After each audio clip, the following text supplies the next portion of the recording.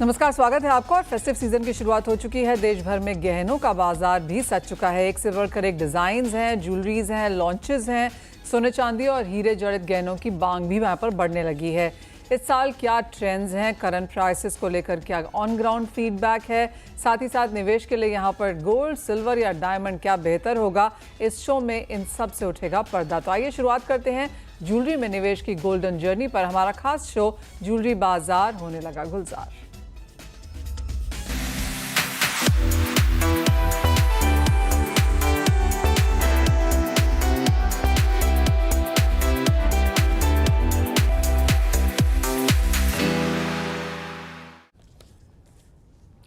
हमारे इस खास शो में आपकी मदद करने के लिए जुड़ चुके हैं अनमोल ज्वेलर्स के CEO Kishore Ranwal, fine star jewellery and diamonds के COO Nilesh Chhabria and pace 360 के co founder Amit Goyal. Well, markets clearly यहाँ पर काफ़ी कुछ वॉच कर रही हैं। फेस्टिवल्स और वेडिंग सीजन तो एक चीज़ है ही, लेकिन अमित, सबसे बड़ा आज का जो यहाँ पर क्यों वॉच करने के लिए है वो जैक्सन होल की मीटिंग है। अगले 2 घंटे में वो मीटिंग शुरू हो जाएगी। जेरेमी पावेल की स्पीच है। जब हमारे यहाँ पर शाम के 7:30 बजेंगे तो वो स्पीच वहाँ पर शुरू हो जाएगी। तो क्लियरली यहाँ पर इंटरनेशनल मार्केट्स ऑन रहेंगे, कमोडिटीज़ भी जारी रहेंगी और वीकेंड से पहले वो एक रिएक्शन हम यहाँ पर सेट होता हुआ देखेंगे भी। क्या है आपकी एक्सपेक्टेशन एज ऑफ नाउ? जिस तरह के क्यूज़ हैं, जिस तरह से हम जैक्सन होल की उस मीटिंग में जा रहे हैं, चाहे वो बॉन्ड है, करेंसी है या फिर सोना है, आप इन सब का रिएक्शन क्या देखते हैं?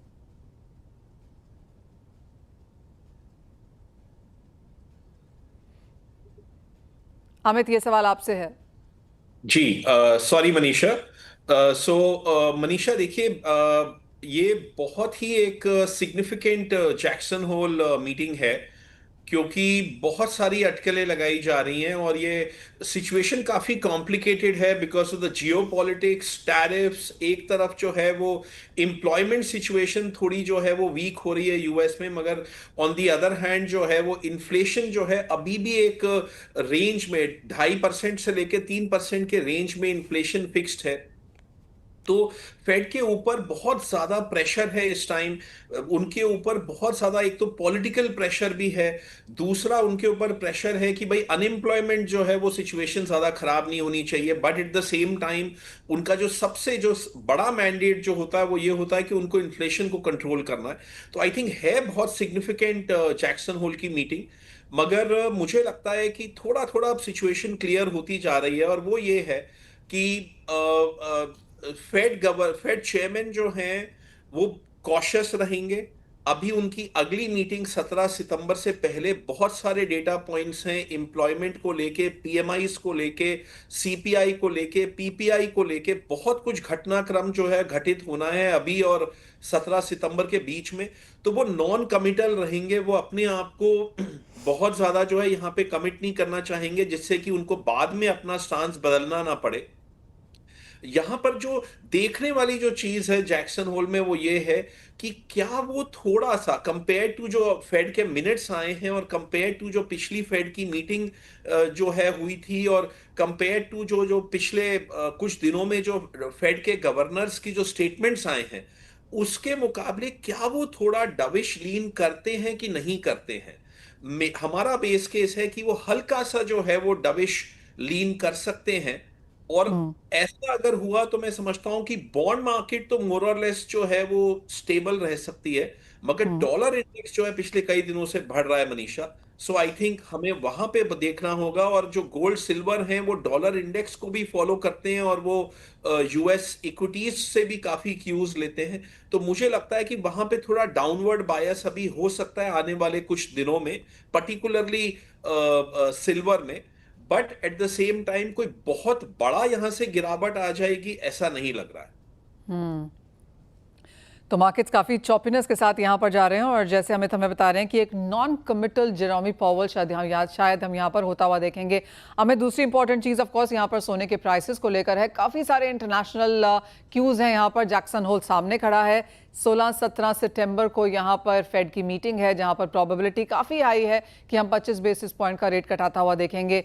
साथ ही साथ टैरिफ्स हैं, जियोपॉलिटिकल अनसर्टनिटीज़ है और गोल्ड मोर और लेस $3300 पर आउंस के ऊपर अपनी जगह बनाए रखा है। अब क्योंकि एज आई सेड हम फेस्टिवल्स में जा रहे हैं, सबसे बड़ी रिटेल शॉपिंग जो होती है इंडियन मार्केट्स में वो इस समय पे होती है। किस तरह से आप गोल्ड प्राइसेस को अगले 2 से 3 महीने में देखेंगे, और जो लोग अब यहाँ पर गोल्ड लेंगे वो आने वाले 1 से 3 साल में क्या एक्सपेक्ट करें? मनीषा, एक तो हमें we we have to be cognizant कि पिछले साल सेम टाइम पे गोल्ड का जो भाव है वो 70,000 के रेंज में चल रहा था और वो अभी 1 लाख का भाव है। तो एज्यूमिंग कि आपका जो वेडिंग का बजट है वो पिछले साल जितना ही क्यूमुलेटिव वेडिंग बजट है ज्वेलरी के लिए, तो उसमें जो है अगर आपका गोल्ड के लिए जो भी बजट है तो आपको 30-40% जो है वो गोल्ड कम मिलेगा। सो अगर हम गोल्ड की absolute in terms of tons की अगर डिमांड की बात करें तो वहां पे डेफिनेटली जो है पिछले साल के मुकाबले सॉफ्टनेस दिख रही है। और ऑलरेडी भी अगर आप देखें तो इंडिया के इंपोर्ट फिगर्स अगर आप पिछले 3-4 महीनों को अगर आप जोड़ लेंगे तो import figures year on year जो है मॉडेस्ट हैं। ज्वेलरी डिमांड जो है कंपेरेबली जो है वो मॉडेस्ट है। सेंट्रल बैंक की जो बाइंग हो रही है वो भी पिछले साल के मुकाबले थोड़ी मॉडेस्ट है। एक ही चीज जो है वो काफी रोबस्ट है पिछले साल के मुकाबले, और वो गोल्ड ईटीएफ में बाइंग है। और हम पिछले 2 साल के हाईएस्ट क्यूमुलेटिव ईटीएफ होल्डिंग्स पे चले गए हैं मनीषा। सो आई थिंक बहुत सारे क्रॉस पुल्स एंड पुशेस हैं इस टाइम गोल्ड के भाव में। मगर अगर मैं इस वेडिंग सीजन और फेस्टिव सीजन की बात करूं तो मुझे लगता है कि पिछले साल के मुकाबले आपको कम से कम 20-25% मिनिमम आपको जो है in terms of gold quantity in tons आपको कम एक्सपेक्ट करना चाहिए कमिंग वेडिंग और फेस्टिव सीजन से। मगर ऑफ ओके। कोर्स मेरे पीयर्स और कुलीग्स हैं यहाँ पे जो कि ज्वेलरी बिजनेस से हैं, तो वो शायद और भी बेहतर हमें कुछ सुझाव दे पाए। एब्सोल्युटली। अमित, आपसे तो हम प्राइसेस जानना चाहेंगे, क्या भाव बन सकते हैं, क्योंकि आप चार्ट्स काफ़ी स्ट्रांगली देखते हैं। तो आपको क्या लगता है अगले 3 महीने में गोल्ड प्राइसेस क्या रह सकते हैं, और जो अब लें उनके लिए अगले 1 से 3 साल में इसमें किस तरह का रिटर्न देखने को मिल सकता है? चार्ट्स पर गोल्ड प्राइसेस क्या दिखा रहे हैं? मनीषा देखिए, गोल्ड प्राइसेस जो हैं वो बड़ा एक रेंज बाउंड इस टाइम एक बहुत टाइट रेंज में फंस चुके हैं, डॉलर टर्म्स में भी और रुपी टर्म्स में भी। रुपी टर्म्स में थोड़ा बेहतर है डॉलर टर्म्स के, बिकॉज हम सब जानते हैं कि पिछले 4-5 महीनों में हमारा आईएनआर जो है वो 5% डेप्रिशिएट कर गया है। तो इसके वजह से रुपी गोल्ड तो अभी भी 99,000 के रेंज में है, मगर डॉलर गोल्ड 3500 वाला जो है 3330 पे है इस टाइम। मेरा ऐसा मानना है मनीषा कि गोल्ड अभी प्रिडोमिनेंटली एक रेंज में रह सकता है with a bit of a downward bias. और वो डाउनवर्ड बायस क्यों है? क्योंकि डॉलर इंडेक्स जो है बढ़ रहा है। कल जब मेरी और आपकी बात हो रही थी तो डॉलर इंडेक्स 9840 था, और वही डॉलर इंडेक्स अभी 9873 है। तो इसका कहीं ना कहीं पे जो है वो इम्पैक्ट जरूर पड़ेगा गोल्ड सिल्वर पे, भले ही अभी आपको उतना इम्पैक्ट नहीं दिख रहा है। तो मनीषा, मेरा ऐसा मानना है कि डाउनवर्ड बायस के साथ साइडवेज ट्रेड हमें देखने को मिल सकता है इन द नियर फ्यूचर। मगर अगर आप मेरे से पूछेंगे कि आने वाले 6 से लेके 8 महीने में अपसाइड कितना है और डाउनसाइड कितना है, तो मैं ये कहूंगा कि डॉलर टर्म्स में आपका अपसाइड महज 2 से लेके 3% है, जबकि आपका डाउनसाइड जो है वो 10 से लेके 15% है। सो I clearly have a bigger downward bias if we go to the next 6 to 8 months। मगर अगर मैं केवल अगले 2-3 महीने की बात करूं तो मेरा डाउनवर्ड बायस उतना ज्यादा नहीं है। अगर अपसाइड वही 2-3% है तो डाउनसाइड भी कोई जो है वो 3-4% से ज्यादा नहीं दिख रहा है। यानी कि एक रेंज बाउंड ट्रेंड यहाँ पर इन दैट सेंस सोने के प्राइसेस में देखने को मिल सकता है। चांदी में कोई सेंस है ऑन चार्ट्स? देखिए, चांदी में जो है बहुत एक्साइटमेंट है। टर्नओवर्स बहुत ज्यादा बढ़ चुके हैं, स्पेक्युलेटिव वॉल्यूम्स जो हैं वो बहुत ज्यादा बढ़ गए हैं, ना केवल इंडिया में बल्कि ग्लोबली। सो आई थिंक कहीं ना कहीं जो है वो यूएस इक्विटीज अगर टॉपिश लग रही हैं, जो कि जेन्युइनली हमें टॉपिश लग रही हैं, तो मुझे लगता है कि चांदी में थोड़ा अपसाइड जो है, क्योंकि चांदी जो है यूएस इक्विटीज को बहुत ट्रैक करता है। सो अगर यूएस इक्विटीज टॉपिश हैं तो चांदी में बहुत बड़ा अपसाइड नहीं खुल पाएगा। और अगर डॉलर इंडेक्स का अपसाइड बायस है अगले कुछ आने वाले कुछ हफ्तों के लिए, तो भी चांदी के ऊपर थोड़ा अंकुश लगेगा। अभी स्क्रीन पर बहुत सॉलिड लग रहा है।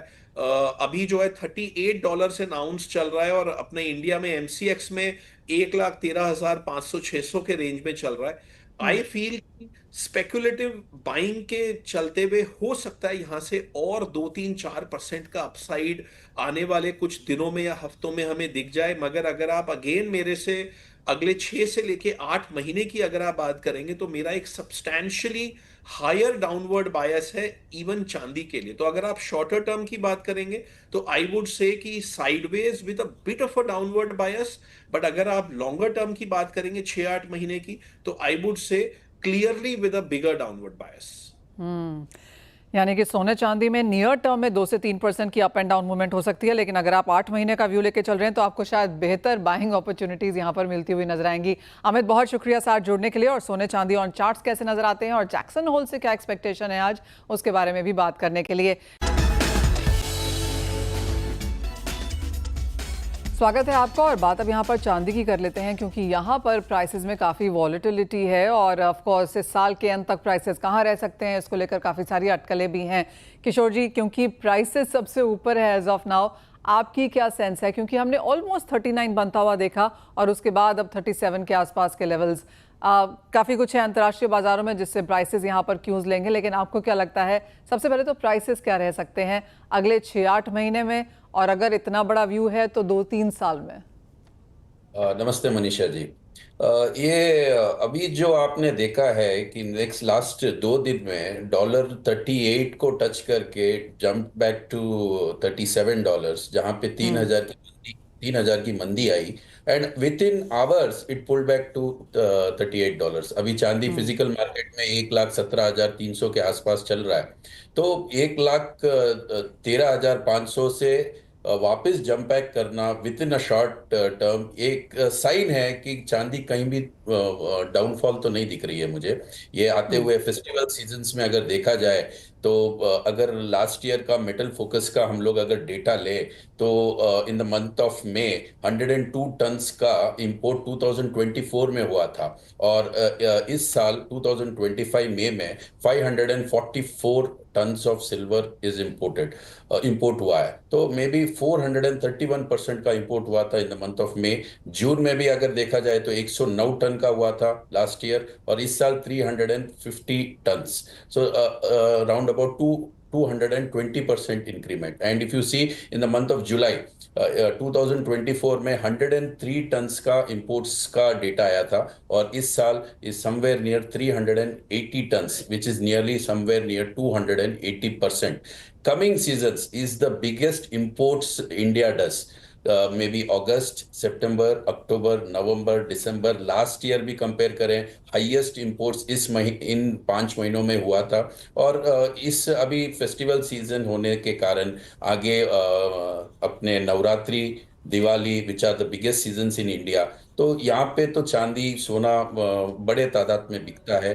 तो इसमें हम लोग देख रहे हैं कि अच्छा इंपोर्ट आएगा, अच्छा डिमांड आएगा, तो I don't see a downfall. Stronger import and stronger demand की एक्सपेक्टेशन है, और वो हमने आता हुआ देखा भी है, क्योंकि gold prices all time highs के आसपास यहाँ पर बनते हुए नजर आए हैं। इंडियन मार्केट्स में जिस तरह की डिमांड है और सबका अब यही मानना है कि हम वॉल्यूम में गिरावट देखेंगे लेकिन वैल्यू में तेजी देखेंगे as compare to last Diwali. आपकी क्या सेंस है? अगर पिछली दिवाली और वेडिंग सीजन से इसे कंपेयर करें तो इस साल क्या नंबर्स देखने को मिल सकते हैं? इस साल ऑलरेडी हम लोग 2000 राउंड अबाउट 600 टन्स का तो इंपोर्ट इंडिया में आ चुका है। तो Okay. आईसी आते हुए कुछ 5 महीनों में समवेयर वी में टच नियर 5000 और 5500 टन्स ऑफ सिल्वर। तो डिमांड वॉल्यूम वाइज भी अगर देखा जाए तो इंडिया में volume wise is compare to last year it is going to be similar. May be last year 7700 ton का इंपोर्ट हुआ था, इस साल हम लोग 5500 या 600 टन तक हो सकते हैं, या इससे भी ज्यादा हो सकता है। लेकिन volume wise I see good business, और रेट वाइज मुझे नेक्स्ट 6 महीना में मंदी तो नहीं लगती है इंडियन मार्केट्स में। तो आप कहेंगे इन्वेस्टमेंट के तौर पर ये अच्छा है, क्योंकि जो अपार्ट फ्रॉम चांदी एज इन्वेस्टमेंट और ज्वेलरी, चांदी बहुत स्ट्रांगली यहाँ पर सोलार में यूज़ हो रही है। अब ये माना जा रहा है कि यूएस में 50% इलेक्ट्रिसिटी सोलार से आएगी, तो क्लियरली चांदी एक इम्पॉर्टेंट है। आप कहेंगे इंडस्ट्रियल डिमांड यहाँ पर ज़्यादा सपोर्ट करेगी? इंडस्ट्री डिमांड में जहाँ चांदी लगती है, let it be the solar industry, let it be the batteries, lithiums, तो ये इंडस्ट्री में कहीं भी डिमांड तो डाउन नहीं लग रही है। ऑल जियोपॉलिटिकल टेंशंस आर थोड़ा थम गया है। टैरिफ का भी मुझे लगता है कि जाते जाते थोड़ा थमना चाहिए। तो इंडस्ट्रियल डिमांड कहीं भी कम नहीं हो रही है, तो मेरे हिसाब से चांदी की तो जो इंडस्ट्रियल डिमांड है वो फिक्स है। उतनी चांदी तो इंडस्ट्री में जाएगी ही जाएगी। जो 40% हम लोग टोटल इंपोर्ट्स में 40% imports goes to the industrial use, तो वो 40% तो कंफर्म है, वो तो उससे तो ग्रो होना ही है। मे बी 40 to 45% ग्रोथ होगा। लेकिन अगर देखा जाए तो we are doing good in the industrial belt, तो silver will have a good demand in industries. All right, तो काफ़ी बुलिशनेस है वहाँ पर चांदी को लेकर, लेकिन जहाँ तक गोल्ड एंड डायमंड्स ज्वेलरी है, यहाँ पर भी हमने अच्छा खासा नंबर्स आता हुआ देखा है। नीलेश हाय, आपको भी इस चर्चा में शामिल करेंगे।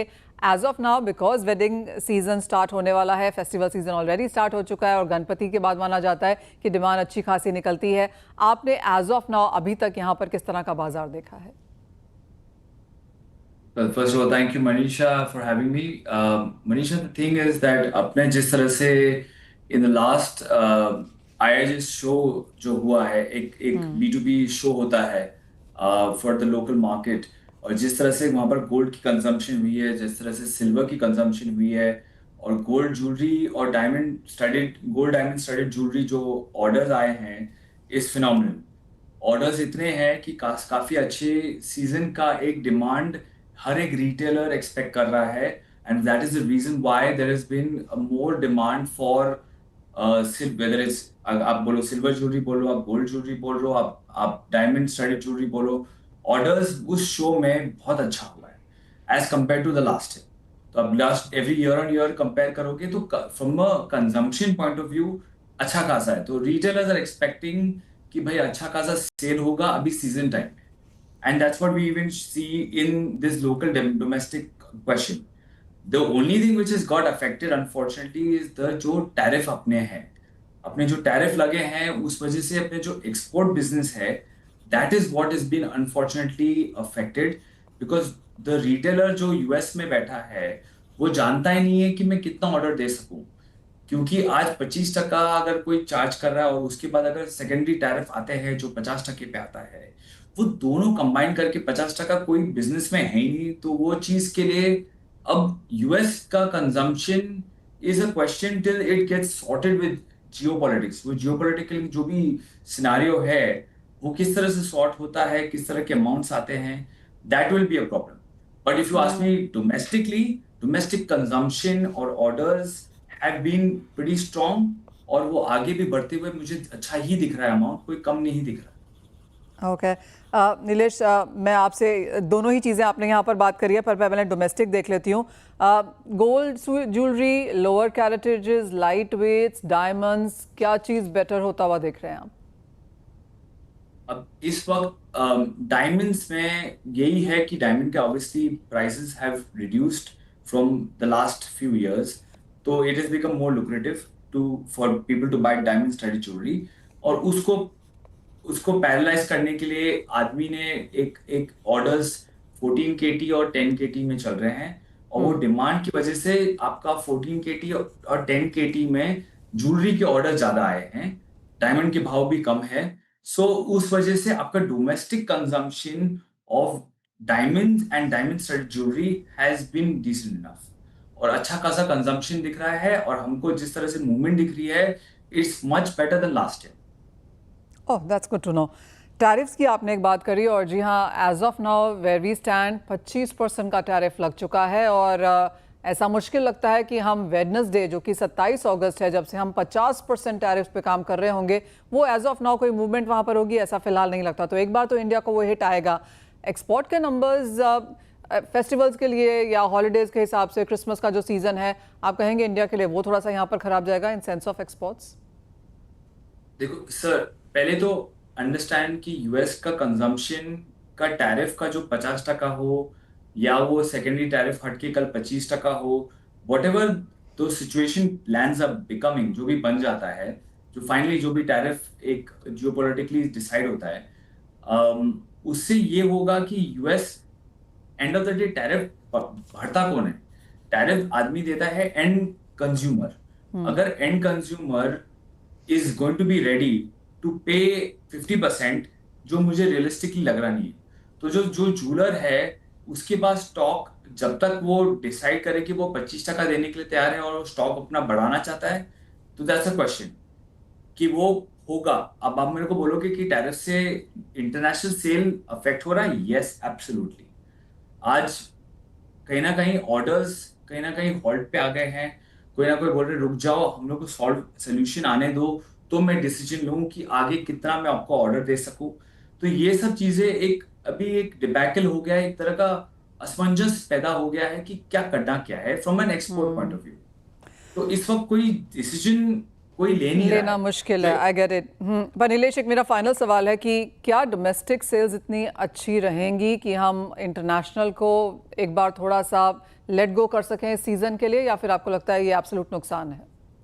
देखो, डोमेस्टिकली आपका कंजम्पशन कोई इफेक्ट नहीं होना, बिकॉज कहीं ना कहीं अपनी जिस तरह की इंडियन बिजनेस मॉड्यूल है, उससे कोई आपका एक्सपोर्ट फैक्टर जो है वो अपना ज्यादा इतना अमाउंट नहीं है as compare to, it will affect the Indian domestic consumption. Correct. Indian domestic में ये बेनिफिट हो जाएगा कि आपको और product will be much more easily available, so that is the benefit that you will feel. आपको ये बेनिफिट आएगा कि भाई जो जिस तरह का आपका जो माल ये इंडिया में आपको और अवेलेबिलिटी दिखेगी, तो कहीं ना कहीं डोमेस्टिक कंजम्पशन में अवेलेबिलिटी ज्यादा हो जाएगी, because end of the day 90% of the diamonds that are cut वो इंडिया में ही होता है कट। तो फिर आपको यहाँ पर जो एक्सपोर्ट बन के स्टार्ट होके जाता था वो कहीं ना कहीं अभी थोड़ा होल्ड पे आ गया है, और वो अवेलेबिलिटी आपको इंडिया में मिलेगी, इंडियन मार्केट्स में आएगी। एब्सोल्युटली। और जो दूसरी कंट्रीज हैं जो यूएस को एक्सपोर्ट करती हैं, जिसके लिए यूएस कंज्यूमर को हाई प्राइस नहीं देना होगा, शायद वो ज्वेलरी हम बेहतर जाता हुआ देखेंगे। तो इंडिया एब्सोल्युटली एक बैकफुट पे है यहाँ पर, लेकिन शायद इंडियन कंज्यूमर्स के लिए एक पॉजिटिव और एक्सपेक्टेशन यही है कि हम वो टैरिफ्स यहाँ पर बहुत जल्दी थोड़ा सा रैशनलाइज होता हुआ देखेंगे। वेल, जहाँ तक इंडियन मार्केट्स की बात है, बेहतर नंबर्स हैं। एक्सपोर्ट्स के लिए ऑफकोर्स एक पेनफुल पीरियड है यहाँ पर, लेकिन बहुत शुक्रिया किशोर जी, नीलेश जी, दोनों का ही साथ जोड़ने के लिए और वो पूरा का पूरा मार्केट हमें समझाने के लिए। well, इसी के साथ एक ब्रेक का वक्त है, लेकिन आप बने रहिए हमारे साथ CNBC आवाज़ पर।